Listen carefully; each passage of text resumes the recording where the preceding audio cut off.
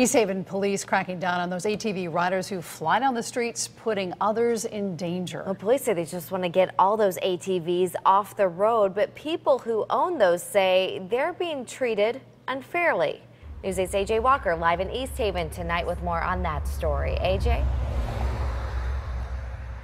And I'm on Route 80, and this is where police say a lot of those people ride their ATVs illegally, so they patrol this area hoping to catch them. They say they caught two on Thursday, a 17-year-old and an 11-year-old. One was riding on the street, the other was riding in a park. Now, today in East Haven, I caught up with some owners of ATVs, and they tell me the whole system is flawed, and they think it's unfair and it needs to be changed because you can buy ATVs here in Connecticut, you pay sales tax on them, etc., but there's nowhere for you to publicly ride them.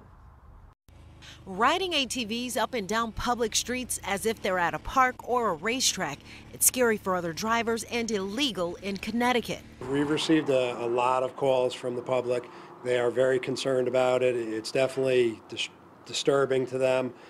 Some of them feel in fear, and I understand that. But ATV owners say they don't have a choice. I would love to go out and ride it and call up some of my friends and let's go riding. But with nowhere to ride in the state of Connecticut, you're likely to see this happening instead of the bikes being used as they're intended. I believe some of them are reckless and some aren't, but there's nowhere for them to ride. ATVs are popular with young people, and they say they're willing to break the law if they have to. I don't think they should ride on the street, but we just have nowhere to go. If you have your own property, your neighbors will complain if you ride on your own property. So yesterday we made 2 arrests that were directly linked to the ATVs and dirt bikes. So ATV owners like these who don't want to show their face on camera let their bikes collect dust, but they don't understand why there isn't anywhere legal for them to ride when it's perfectly legal in the state to buy them. They take our money to register them, they take our money to insure them, they take our tax money for everything else in the state, but they don't give nothing to us as riders. We actually went as far as registering them, doing it all legal,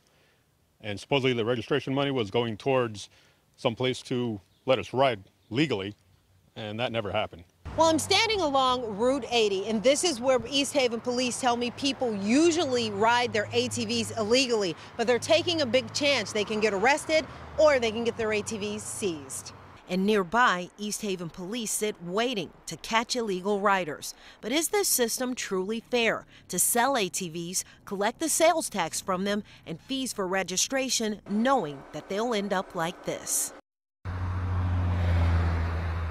And some of those ATV owners tell me they'd be willing to pay the state $100 a year or more just to have a place to ride. They're hoping that the state will consider something and just do something about it. As for those 2 juveniles that were arrested, and their ATVs were seized and they were issued several summonses. For now, live in East Haven, AJ Walker, News 8.